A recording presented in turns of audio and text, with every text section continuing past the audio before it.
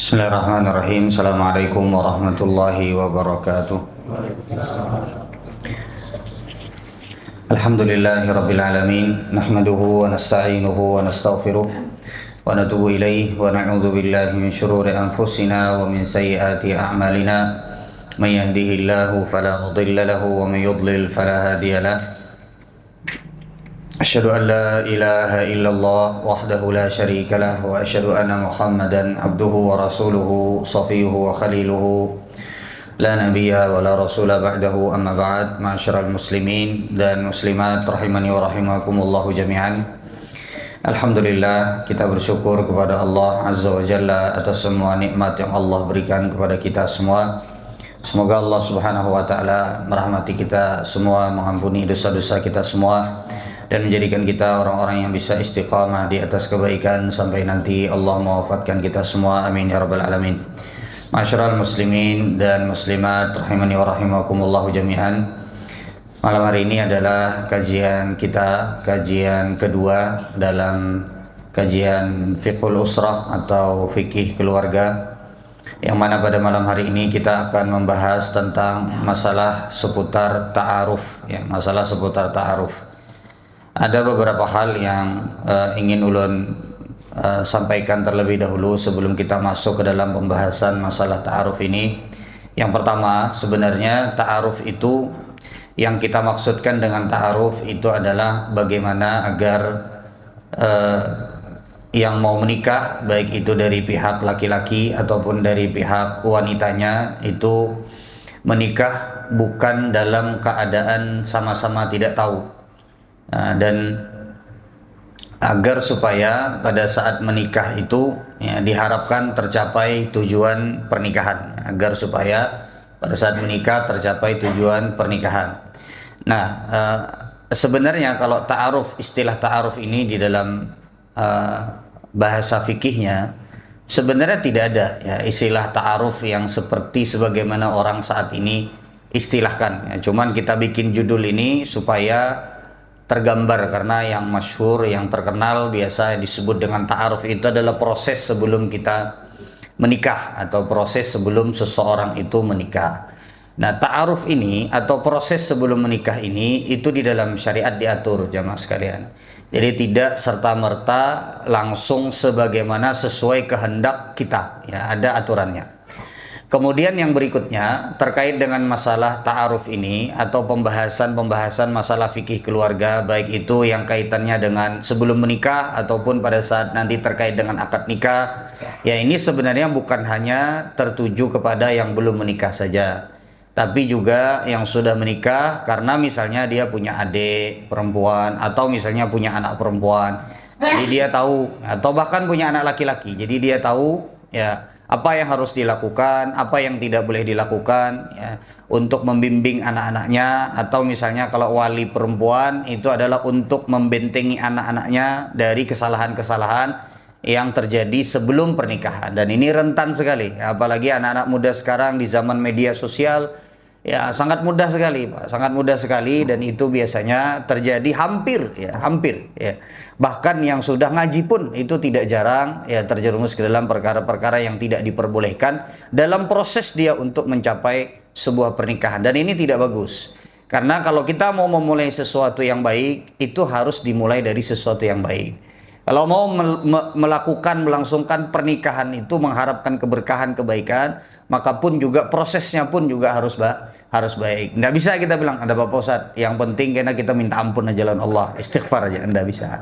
Ya, prosesnya pun juga harus sesuai dengan syariat. Baik, jamaah sekalian yang dirahmati oleh Allah Subhanahu wa taala, maksud ta'aruf, ya, maksudnya adalah proses saling mencari tahu atau saling mengenal, ya, antara calon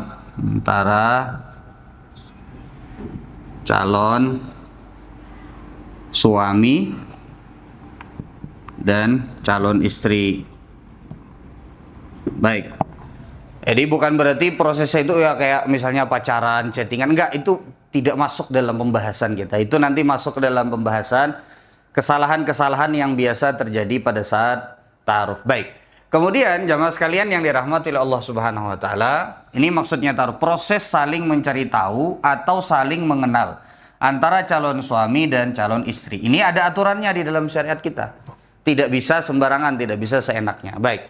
Kemudian yang berikutnya, tujuan ta'aruf. Tujuan saling mengenal itu apa? Ya, sebelum menikah. Kenapa sampai ada saling mengenal? Ya, termasuk diantaranya adalah kenapa boleh kita nazar, melihat. Itu masuk dalam bagian ta'aruf, masuk dalam pembahasan kita. Ada beberapa tujuan. Ya, kenapa kita harus saling mengenal terlebih dahulu, harus saling mengetahui. Jadi kalau misalnya jual beli itu Pak, jual beli ini ya. Kalau jual beli itu masih ada hak khiyar. Kalau ada sesuatu cacatnya kah atau apanya kah, itu pian masih bisa balikin. Masih bisa kembalikan karena ada aibnya, tidak sesuai dengan apa yang misalnya diharapkan. Ada syariat namanya syariat khiyar. Tapi kalau menikah nggak bisa. Jadi memang harus hati-hati dari awal. Ya, memang harus hati. Nggak bisa. Setelah akad nikah mau dibalikin lagi, Pak. Nggak jadi Pak, saya balikin, batalin nikahnya. Nggak bisa. Ya, kecuali misalnya melalui proses misalnya perceraian. Tapi perceraian itulah sesuatu yang dibenci dalam syariat kita. Sehingga proses untuk kita sampai kepada pernikahan itu, yaitu proses di mana kita menjalani agar supaya pernikahan itu bisa langgeng. Bisa dimengerti sebenarnya Pak. Jadi tujuan kita saling mengenal itu adalah agar yang pertama, agar pernikahannya langgeng. Langgeng. Yang kedua, ya, agar pernikahan langgeng. Makanya jamaah sekalian yang dirahmati oleh Allah Subhanahu wa taala, Syekh bin Baz rahimahullahu taala beliau menyebutkan terkait dengan nazar atau terkait dengan melihat pasangan terlebih dahulu ketemu, ya. Nanti akan kita sebutkan gimana cara ketemunya. Boleh nggak kalau ketemunya itu berulang-ulang, siapa yang nemenin, itu ada syariatnya, Pak. Kita akan jelaskan nanti. Baik. Kemudian jamaah sekalian yang dirahmati Allah, Syekh bin Baz mengatakan li'anna dzalika aqrabu ila taufiqi wa husnil aqibah. Kita mengetahui pasangan, calon pasangan sebelum menikah itu, ya itu dikarenakan itu lebih dekat kepada kebaikan yang bisa didapatkan setelah menikah. Dan lebih bagus nanti setelah menikah agar tidak ada penyesalan pada saat menikah. Ya, agar tidak ada penyesalan pada saat menikah. Jadi ya memang harus saling mengenal terlebih dahulu, tapi tentu saja semampunya dan diatur di dalam syariat. Kemudian yang berikutnya adalah agar di rumah tangga itu, ya, agar ya terjadi ketenangan di dalam rumah tangga, dalam rumah tangga, agar terdapat ketenangan di dalam rumah tangga, sakinah, mawaddah, kemudian juga rahmah, ada kasih sayang, ada cinta, ya pada saat ini. Ya tentu saja itu salah satu sebabnya itu adalah kita tahu dulu siapa yang mau dinikahi, ya. Kayaknya ada orang misalnya karena tidak nazar, ya pada saat malam pertama lihat, aduh kayaknya salah nih kayaknya, gelitiran keringetan ya. Iya betul Pak. Ya jadi ulun pernah suatu ketika ada ustadz, jadi ada ustadz ya, kemudian ini senior ulun dulu, dia cerita pada saat pertama kali menikah, ya pada saat pertama kali menikah dia nggak nazar Pak, dia nggak nazar. Pokoknya tahu dari orang, insya Allah ya, sesuai dengan kriterianya dia. Oke, setelah itu ternyata pada saat dia menikah tanda tangan lah, kan di buku akad nikah itu kan ada fotonya. Loh kok fotonya jelek, kata dia nih, apa namanya, nggak sesuai, ini udah keringetan, dia udah nggak fokus Pak. Sampai habis itu dia lihat, pada saat ini alhamdulillah ternyata kata dia tidak seperti di foto. Ya makanya kadang-kadang foto itu bisa menipu ya. Foto itu bisa menipu. Bisa jadi yang cantik terlihat tidak cantik, tapi lebih banyak yang tidak cantik terlihat cantik, diedit fotonya misalnya dan lain sebagainya. Ya, itu nanti kita membahasnya terkait masalah nazar, boleh nggak kalau misalnya pakai foto. Baik, kemudian yang berikutnya ya tentu saja ini yang ketiga itu adalah sebagaimana dikatakan Syekh bin Baz tadi, agar tidak menyesal. tidak menyesal dalam pernikahan dan ya memperkecil kemungkinan perceraian dan memperkecil kemungkinan perceraian. Kemungkinan perceraian. Nah, ini diantara ya tujuan ta'aruf, tujuan saling mengetahui terlebih dahulu sebelum pernikahan. Baik, kemudian jamaah sekalian yang dirahmati oleh Allah Subhanahu wa taala. Baik, ini sudah ya? Sudah? Oke. Boleh ulun hapus? Boleh?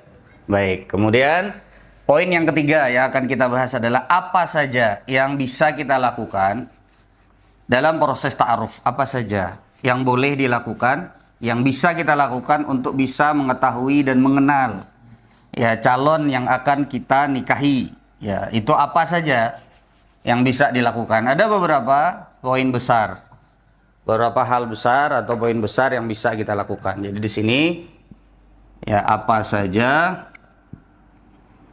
yang bisa dilakukan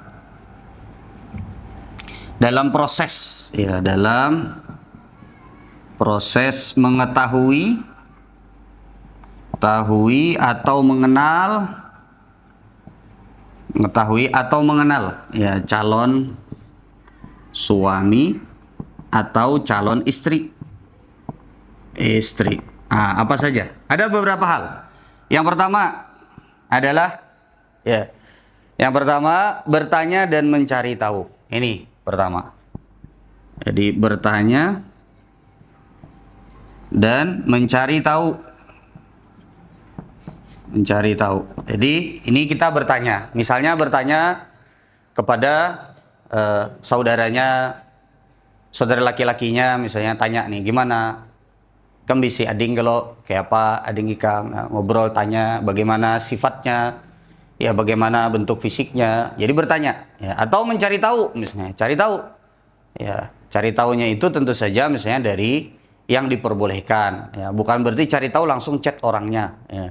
Atau misalnya cari tahu, tapi misalnya cari tahunya itu misalnya tidak sesuai dengan syar'i. Ya, misalnya seperti ya, cari tahu, tapi misalnya nih ya nguntit, ngikutin ya, kemana-mana gitu loh, ngikutin. Nah ini jangan, ya itu aja, jangan. Ya, jadi bisa bertanya dan mencari tahu, tentu saja kepada orang yang tepat. Ya.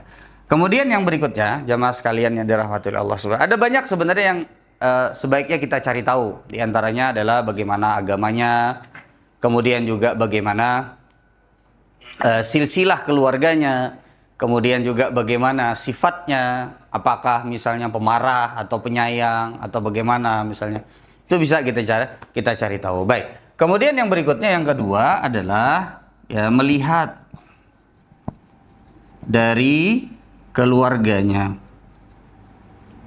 Gaknya. Bisa misalnya melihat dari abahnya atau melihat dari bagaimana misalnya perlakuan kakaknya misalnya, karena biasanya sekeluarga itu punya kurang lebih cetakannya tidak beda jauh. Jadi bisa kita nilai, bisa kita lihat dari bagaimana abahnya, bagaimana misalnya kainya, atau kita cari tahu misalnya oh kainya itu dermawan, misalnya keluarganya inilah keluarga donatur misalnya. Dari bahari, dari dulu-dulu tuh dia orang nih suka nyumbang, abahnya begitu juga misalnya. Nah, kemungkinan anak-anaknya nggak terlalu jauh dari situ. Baik. Kemudian yang berikutnya, jamaah sekalian yang dirahmati oleh Allah Subhanahu wa taala, ini pernah juga disebut oleh Rasulullah sallallahu alaihi wasallam. Kata Rasulullah sallallahu alaihi wasallam, "Tazawwajul wadudal walud." Ya, kata Rasulullah, menikahlah kalian dengan wanita yang penyayang dan wanita yang memungkinkan untuk punya banyak anak. Nah, para ulama menjelaskan, dari mana kita bisa tahu wanita tersebut memungkinkan punya banyak anak? Ya dilihat. Kata para ulama, min ukhtiha wa ummiha. Dari saudari perempuannya kalau dia punya, atau dari ibundanya, atau dari misalnya bibinya kah? Lihat nih gimana garis keturunannya. Apakah ini subur ataukah tidak misalnya. Nah, bisa dilihat dari situ. Nah, jadi ini melihat dari keluarganya. Baik, kemudian yang ketiga. Nah, ini pokok pembahasan kita adalah nazar. Nazar. Nazar ini jamaah sekalian adalah proses yang disebutkan di dalam hadis. Proses yang disebutkan di dalam hadis. Nazar itu adalah proses di mana kita melihat calon yang akan dinikahi. Itu disebut dengan nazar, pian melihat. Makanya para ulama menyebutkan ya, pengertian nazar itu adalah ar-ru'yatu wa ta'ammul. Jadi melihat dan juga memikirkan. Jadi bukan cuma sekedar melihat saja, tapi juga memikirkan. Ini kira-kira cocok ataukah tidak. Kemudian juga at-ta'ammul termasuk diantaranya adalah boleh kita ngobrol pada saat kita nazar. Langsung bertanya kepada orangnya boleh. Ya itu boleh. Nah itu juga termasuk dalam bagian ta'ammul. Kira-kira kalau kita nih misalnya hidup begini cocok apa tidak nih kira-kira nih. Nah, misalnya si yang lakian ada hendak. Kalau bininya itu begawi, bininya bakaras, hendak begawi. Misalnya calon istrinya bakaras. Di situ ngobrol, tapi tidak perlu debat ya. Debat ini, wah, ini syekh ini bilang ini, perempuannya syekh ini bilang. Wah, itu kada nazar karena itu debat namanya. Enggak, cukup kita mengetahui ini kira-kira bisa apa enggak hidup sama kita. Jadi seperti itu. Nah, jadi diperbolehkan juga untuk ngobrol. Kemudian kata Allah wa mawatinul jamal. Jadi melihat kepada sesuatu yang kira-kira itu akan bisa terlihat kecantikan dan kebagusannya. Baik itu adalah dari sisi seorang laki-laki kepada wanita ataupun juga wanitanya kepada laki-lakinya. Boleh, Pak. Sebagaimana si laki-laki itu dia berhak untuk melihat kepada si wanita yang akan dinikahinya, begitu pula si wanita dia boleh melemparkan pandangan melihat kepada laki-laki yang akan menikahinya. Karena dia nanti yang akan memutuskan diterima apa enggak. Jadi seperti itu, diterima ataukah tidak. Jadi boleh ya, saling melihat, saling menatap misalnya boleh. Ya, kemudian setelah itu misalnya saling melihat, nanti akan kita jelaskan batasannya melihat itu sampai mana. Kemudian yang berikutnya di sini mayad'u ilan nikahi wal irtiyahi ilal mar'ah. Jadi yang dilihat itu secara umumnya adalah yang kira-kira membuat kita akan lebih semangat untuk menikahi wanita tersebut. Nah, kalau misalnya kita suka misalnya, oh kulitnya putih misalnya. Maka lihat nih, oh kulitnya putih, bersih misalnya. Oh semakin semangat untuk menikahi. Nah itu bagus. Itulah diantara faedah atau tujuan dari nazar. Baik, atau melihat dari wanita atau laki-laki yang akan dinikahi. Baik, kemudian yang berikutnya, jamaah sekalian yang dirahmati oleh Allah Subhanahu wa taala. Baik, sekarang kita akan fokuskan pembahasan kita di yang nomor 3 ini. Karena di dalam syariat kita ini adalah proses terbesar dalam untuk bisa kita saling mengetahui satu sama lain. Ya, ini adalah proses terbesar. Ya, kita akan fokuskan pembahasan kita terkait dengan masalah nazar. Dan ini adalah termasuk dari yang banyak kesalahan dari kaum muslimin ya pada saat menjalani proses nazar untuk menikah. Baik, ada beberapa poin yang harus kita pahami terkait dengan nazar. Yang pertama, jamaah sekalian yang dirahmati oleh Allah Subhanahu. Apa hukum nazar? Sekarang kita pembahasannya adalah terkait dengan apa, Pak? Nazar. Tadi melihat calon pasangan, ya, baik laki-laki ataupun juga perempuannya. Baik, kemudian bisa saling bertukar pikiran, itu boleh. Baik. Yang pertama, apa hukumnya? Ini poin pertama. Apa hukumnya? Hukum nazar, ya, itu adalah sunnah. Ya, hukumnya sunnah. Ada banyak dalil yang menunjukkan Rasulullah Shallallahu Alaihi Wasallam ya menyuruh kepada para sahabat beliau untuk melihat terlebih dahulu sebelum menikah. Makanya di dalam hadis ya ada banyak sekali hadis, di antaranya diriwayatkan oleh Imam Muslim. Ya, dari Abu Hurairah radhiyallahu taala anhu. Ada seorang yang datang kepada Rasulullah SAW mengabarkan bahwa beliau mau menikah. Kata Rasulullah, jadi yang mau dinikah itu adalah wanita dari kalangan kaum Ansar. Lalu kemudian Rasulullah bilang, ya, anazarta ilaiha, apakah engkau sudah lihat perempuannya yang mau engkau nikah ini? Karena dengar-dengar kabar aja. Ya, lalu kemudian Rasulullah bilang, apakah engkau sudah melihat perempuan yang ingin engkau nikahi? Maka kata laki-laki tersebut, belum wahai Rasulullah, belum. Ya, maksud laki-laki tersebut adalah sudah ulun sudah yakin. Maka kata Rasulullah SAW, ya, fadhhab fanzur ilaiha. Pergilah engkau, lihat dulu, kata Rasulullah Shallallahu Alaihi Wasallam. Jadi ini ada bagian dari perintah Rasulullah untuk melihat terlebih dahulu. Di riwayat Al-Imam Ibnu Majah, ya, dari sahabat Al-Mughirah bin Syu'bah. Al-Mughirah bin Syu'bah pada saat mau menikah, suatu ketika beliau bilang kepada Rasulullah, ulun pengen menikah. Ini sahabat Nabi Al-Mughirah bin Syu'bah. Maka kata Nabi SAW, idhab fandur ilaiha fa innahu ahra ayyudama bainakuma. Kata Rasulullah, pergilah engkau lihat dulu, karena sesungguhnya dengan melihat itu, ya, dengan melihat calon yang akan dinikahi itu akan lebih memungkinkan untuk kalian bisa langgeng dan bersama setelah pernikahan. Jadi seperti itu, Pak. Itu diantara tujuan terbesar dari nazar, ya. Dalam riwayat yang lain Rasulullah, ya, di riwayat Jabir bin Abdullah radhiyallahu ta'ala anhu, ini dari riwayat Abu Daud, idza khataba ahadukumul mar'ah, apabila salah seorang sudah melamar, ya, wanita, fa in istata'a an yandura ila ma yad'uhu ila nikahiha falyaf'al, apabila dia mampu, bisa untuk melihat kepada sesuatu yang akan membuat dia semakin ingin menikahi wanita tersebut, maka hendaklah dia melakukannya. Jadi ini memang ada sunnahnya dan anjurannya dari Rasulullah Shallallahu Alaihi Wasallam. Nah, tidak tepat kalau seandainya kita mengatakan, waduh sagin melihat-lihat itu harus sagin, kita harus menjaga pandangan. Itu tidak tepat dalam posisi di mana kita hendak menikah. Bisa dimengerti sampai sini, Pak? Karena ada sunnahnya dan ini diperintahkan oleh Rasulullah Shallallahu Alaihi Wasallam. Baik, kemudian yang berikutnya, jamaah sekalian yang dirahmati Allah, poin kedua, nazar ini adalah untuk orang yang sudah yakin untuk menikah, ya. Untuk yang sudah yakin, ya, untuk menikah. Kalau masih belum yakin, nikah apa enggak ya, tahun ini apa tahun depan, yang penting nazar dulu, enggak boleh, Pak. Yang penting nazar dulu, yang penting lihat dulu, Ustaz. Ya, siapa tahu nanti saya akan lebih pengen menikah. Enggak. Kalau belum yakin jangan nazar dulu. Kalau belum yakin jangan nazar dulu. Kesian anak orang dinazarin terus.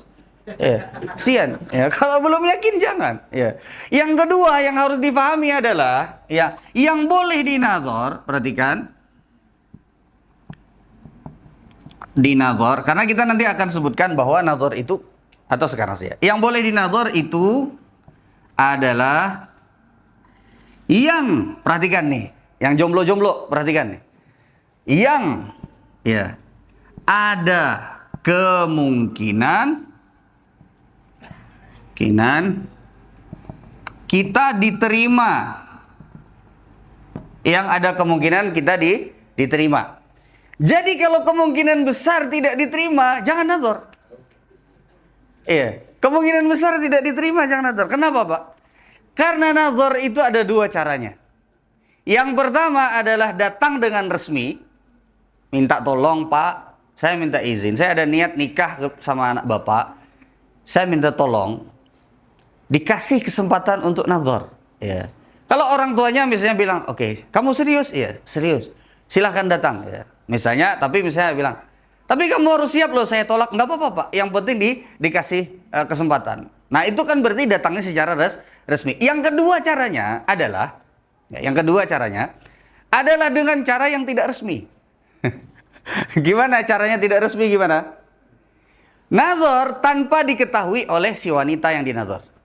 Bisa dimengerti sama saya? Nazar, melihat, mengetahui, mencari tahu tanpa diketahui oleh wanita yang akan dilihat dan dinazar. Ini pernah suatu ketika, ya, Jabir bin Abdullah radhiyallahu ta'ala itu mau menikah, Pak.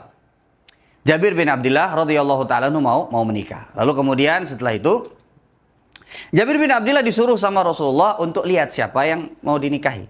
Kata Jabir bin Abdullah, dan ini diketahui oleh Rasulullah SAW, kuntu atakhabba, aku itu sembunyi-sembunyi. Ya.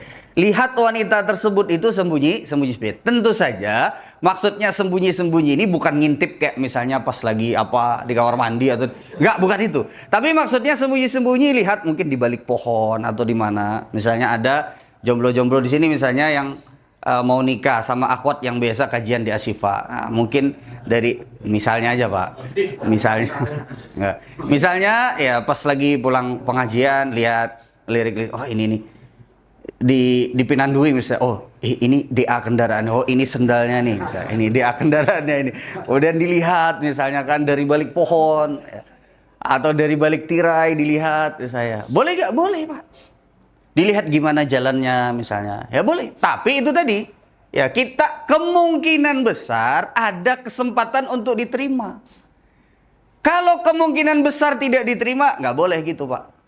Kemungkinan besar nggak diterima. Ulun baru kemarin cerita. Jadi ada dulu pas di Madinah Pak, ada teman cerita orang Banjar. Jadi ada salah seorang pejabat Pak, pejabat di Kalimantan Selatan. Sampai sekarang itu masih orang besar lah di Kalimantan Selatan. Ya pada saat umroh, kemudian setelah itu dia punya anak perempuan. Nah, itu temen ulun cerita, saya pengen nikah sama anaknya pejabat itu loh. Dan betulan didatengin Pak. Didatengin ya. Betulan didatengin.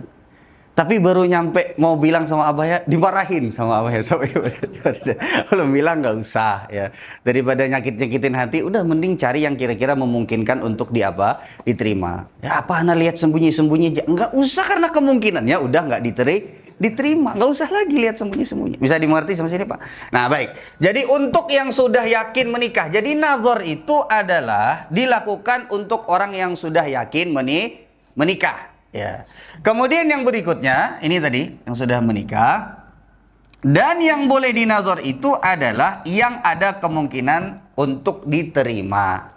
Kalau kemungkinan tidak diterima, misalnya kayak tadi anak pejabat, atau misalnya ya pian, misalnya ada nih anak muda misalnya mau nikah sama misalnya siapa misalnya, wah pengen itu sama artis itu, jadi ulun nazar dulu lewat Instagram. Enggak, kalau udah kemungkinan besar nggak diterima, nggak usah. Sudah bisa dimengerti, itu harus dipahami Pak. Karena banyak orang-orang yang stalking ya, Instagram berbuat, alasannya adalah untuk apa? Nazar, itu keliru. Ada Ustaz, ini seperti hadis Jabir, keliru memahaminya seperti itu.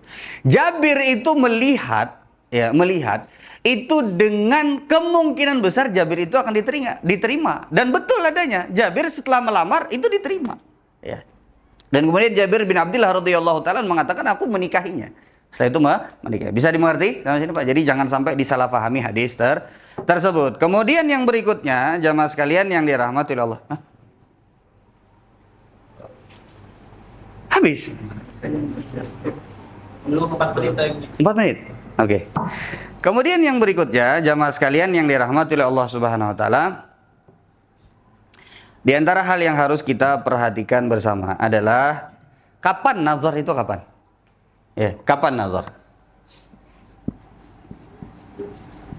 Kapan melangsungkan nazar?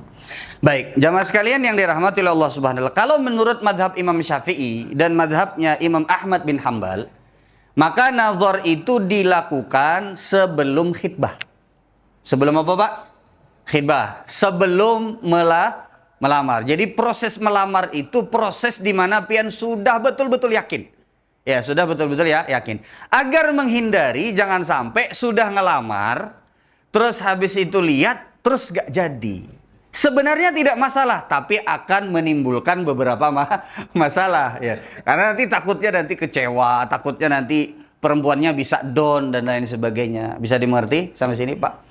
Ya, makanya jamaah sekalian yang dirahmati oleh Allah Subhanahu wa taala, kalau kita perhatikan ya, para ulama itu dalam masalah ini sangat detail, melihat kemungkinan efek yang terjadi setelahnya. Ulun beri contoh Pak ya. Jadi para ulama itu di dalam kitab-kitab fikih pian akan melihat bahwa ya, tidak dianjurkan atau dimakruhkan orang itu menikah dengan sepupunya. Padahal halal, boleh ya.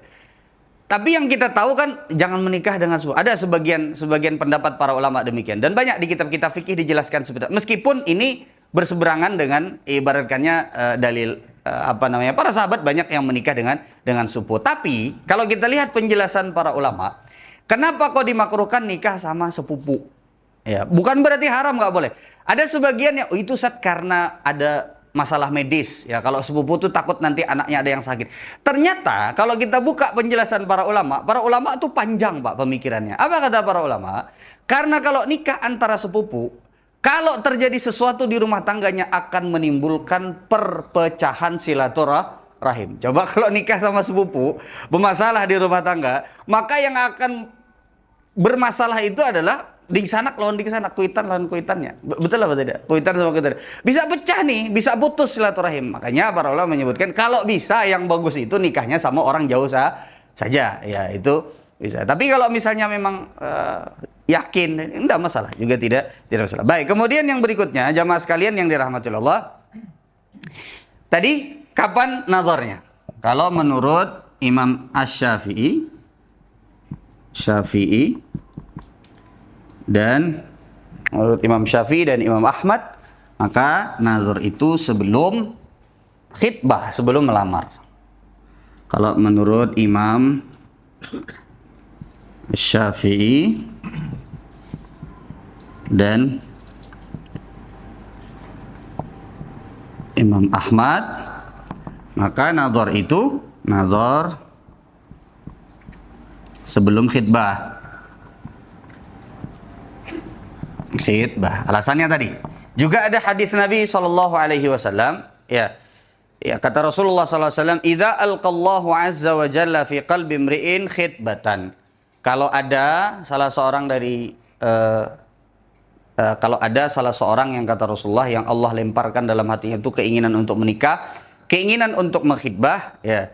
Fala ba'sa an yanzura ilaiha. Kalau ada keinginan untuk menikah, maka tidak masalah, ya, untuk dia itu melihat terlebih dahulu wanita yang hendak dinikahinya atau hendak dikhitbah. Berarti kan hendak dilamar, jadi sebelum prosesnya itu berarti melihat terlebih dahulu. Nah, ini berbeda dengan pendapatnya Imam Malik. Kalau pendapat Imam Malik, jangan nazar dulu sebelum melamar. Itu pendapatnya Imam Malik. Tapi wallahu ta'ala alam, ulun pribadi lebih condong kepada itu bisa saja. Jadi boleh sebelum melamar ataupun juga setelah melamar. Baik, ya, yang keempat adalah apa saja yang boleh dilihat dalam nazar. Ya, dalam proses nazar. Apa saja yang boleh dilihat? Baik. Kalau mayoritas para ulama, jamaah sekalian yang dirahmati Allah, kalau mayoritas para ulama yang boleh dilihat itu adalah ya wajah dan telapak tangan. Mayoritas ya para ulama wajah dan telapak tangan. Ini diantaranya adalah pendapat imam yang tiga. Ya, diantaranya adalah pendapat imam yang tiga. Pendapat Imam Abu Hanifah, Imam Malik, Imam Syafi'i, Imam Syafi'i, ya Imam Malik, Imam Syafi'i. Ya kurang lebihnya itu adalah ya kalau jumhur atau mayoritas para ulama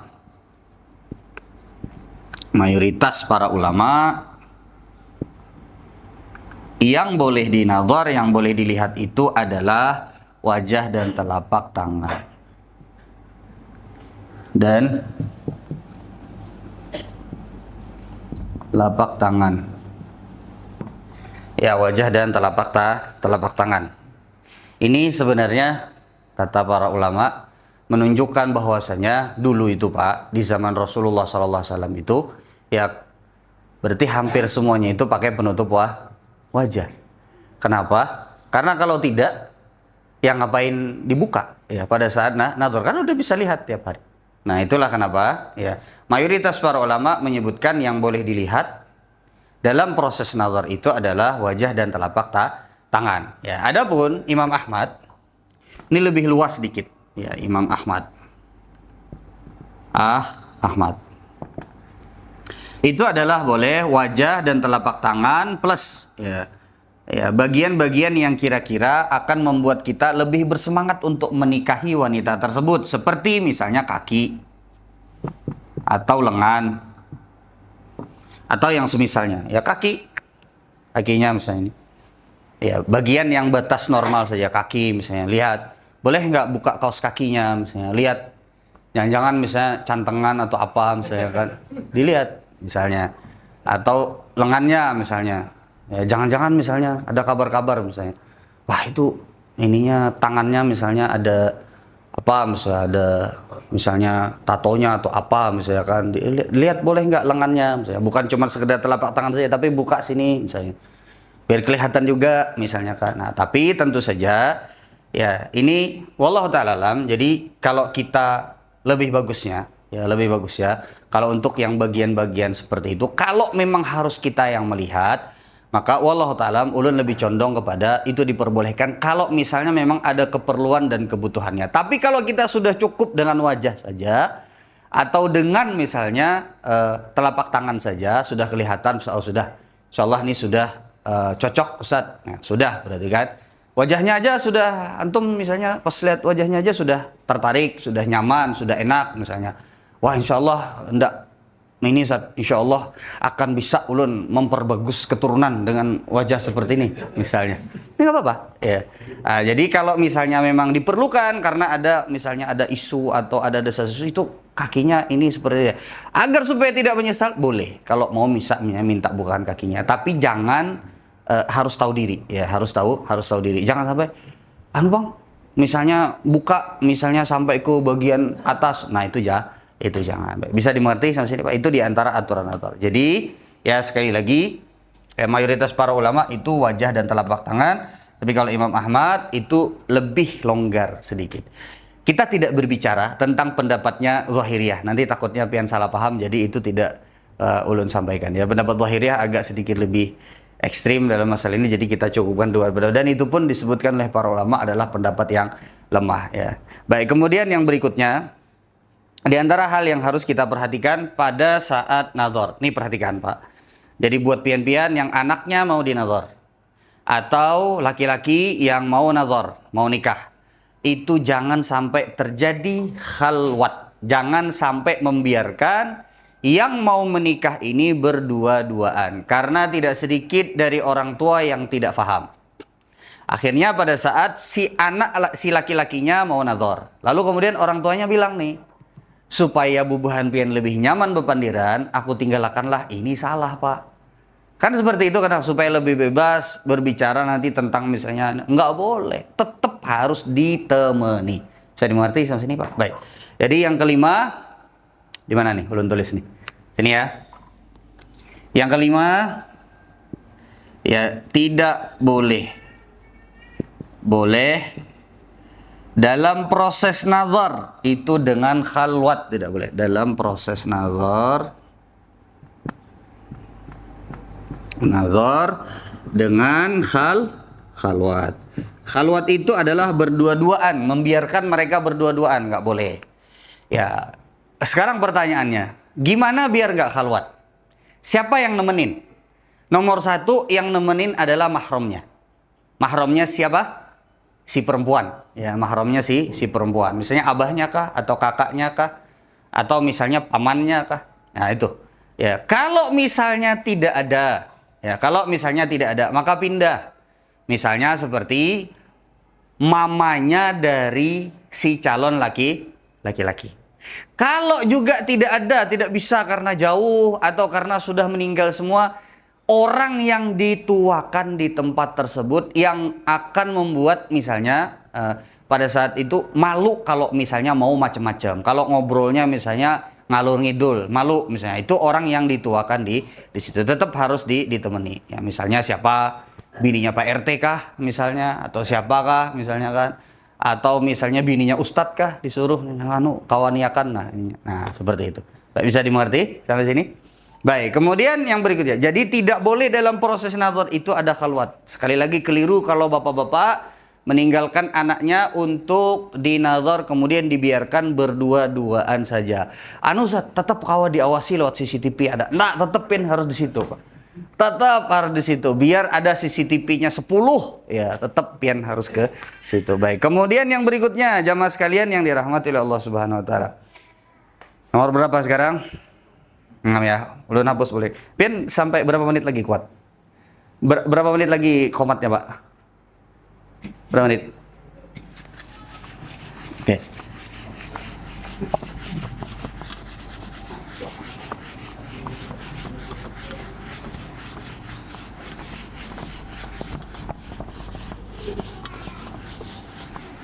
Nomor berapa? Nomor 6. Baik, perhatikan di sini. Nomor 6. Tidak boleh ya, nazar itu dengan syahwat. Tidak boleh, Pak. Dengan talazzuz. Tidak boleh nazar dengan syahwat. Atau talazzuz. Pokoknya dilihatin sampai risih orang dilihati, sampai Sampai beliuran saya. Nggak boleh Pak, tidak boleh. Itu untuk nazar itu sekedar ya kalau sudah pian sekali yakin atau misalnya perlu lagi nggak masalah. Tapi jangan sampai menikmati dengan syahwat, itu tidak boleh. Itu aturan di dalam syariat kita Pak. Kemudian yang berikutnya jamaah sekalian yang dirahmati Allah Subhanahu wa taala adalah yang ketujuh. Jadi tidak boleh menyentuh. Tidak boleh apa Pak? Menyentuh atau memegang. Ya. Ustaz hendak tahu kayak apa, lembutkah kulitnya kan? Jangan. Itu tidak boleh ya. Ini supaya ulun nggak boleh Pak, tidak boleh. Makanya kata Rasulullah, la usafihun nisa, aku tidak bersentuhan dengan wanita, kata Rasulullah. Begitu pula proses pada saat kita mau menikah ya jangan bersentuhan, ya tidak boleh bersentuhan. Baik. Dan ini bukan hanya sekedar tidak bersentuhannya itu pas nazar saja ya. Nah, tapi proses itu memang harus dijalani, menjaga diri masing-masing. Ustaz, proses nazarnya kada bersentuhan, tapi habis itu naik motor bareng ke pengajian Ustaz. Nggak boleh. Ada sebagian yang sudah naik motor bareng Ustaz ke pengajian supaya sama-sama, nggak boleh. Baik. Kemudian yang berikutnya ya. Di antara hal yang harus diperhatikan pada saat nazar adalah, ini buat bapak-bapak penting sekali ya.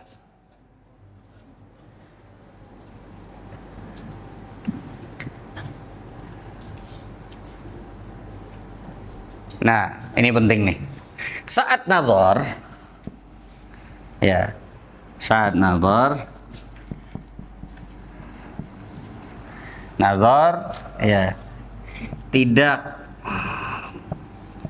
diperkenankan untuk menutupi aib,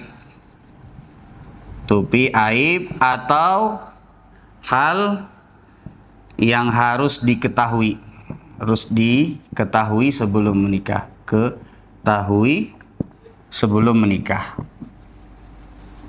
menikah. Contoh seperti misalnya wanita, perempuan ya tebal banget make upnya, tebal. Kemudian habis itu lu hendak dinazar, suntik putih dulu. Nah, sementara aja tapi suntik putihnya misalnya itu his Pak, itu curang ya. Karena suntik putih itu kalau dia nggak suntik lagi nanti dia akan balik lagi ke warna kulit aslinya. Jadi pada saat hendak dinazar tuh misalnya waktunya dari tanggal berapa sampai tanggal berapa? Proses dulu. Di skincarein dulu, disuntik putih dulu ya. Ya makanya itu alasan kenapa Jabir bin Abdillah itu sembunyi-sembunyi, biar beliau itu lihat tahu gimana alaminya perempuan itu. Ya. Jadi misalnya laki-laki misalnya pas nazar datang bagus rambut, sekalinya rambut palsu, pakai wig misalnya. Aslinya rambutnya misalnya mohon maaf misalnya gundul misalnya atau kayak apa misalnya kan, kada ini. Bukan berarti gundul itu nggak bagus ya. Ada sebagian orang yang lebih ganteng gundul Pak, ada. Ya, tapi bukan itu. Tapi ketika dia tutupi hal itu berarti kan sesuatu yang kira-kira itu kayaknya bakal nggak di ini misalnya seperti itu. Atau apa misalnya? Ya. Ada contoh Pak, ada salah seorang ustadz yang bilang Ustadz Khairullah ya rahimahullah, beliau pernah cerita, Ana Fauzan kata beliau pernah suatu ketika ya nemenin orang untuk nazar, ya nemenin orang buat nazar. Persyaratan dari yang mau dinazar ini adalah yang nazar ini laki-laki yang tidak merokok. Astagfirullah, kata beliau, ulun percaya aja karena orangnya datang baik ke masjid. Ya, setelah itu pada saat pada saat nazar ternyata abahnya itu tahu ya, sekalinya abahnya ini berokok juga. Jadi ternyata abahnya tuh pernah lihat si laki-laki tersebut merokok. Jadi jadi Ustaz lah, ikam berokok kah? Enggak Ustaz aja. Kan bepada ikam nih jadi. Kan bepada ikam nih kenapa? Pas ditakoni kada menjawab dengan jujur aja, jadi seperti itu Pak. Tidak boleh ada itu. Jujur saja. Ya jujur. Daripada nanti ketahuannya setelah menikah. Setelah menikah itu malah justru akan lebih membuat rumah tangga itu tidak baik, hancur nanti takutnya gara-gara hal tersebut karena tidak sesuai dengan persyaratan misalnya. Baik. Kemudian setelah itu jamaah sekalian yang dirahmati oleh Allah Subhanahu wa taala,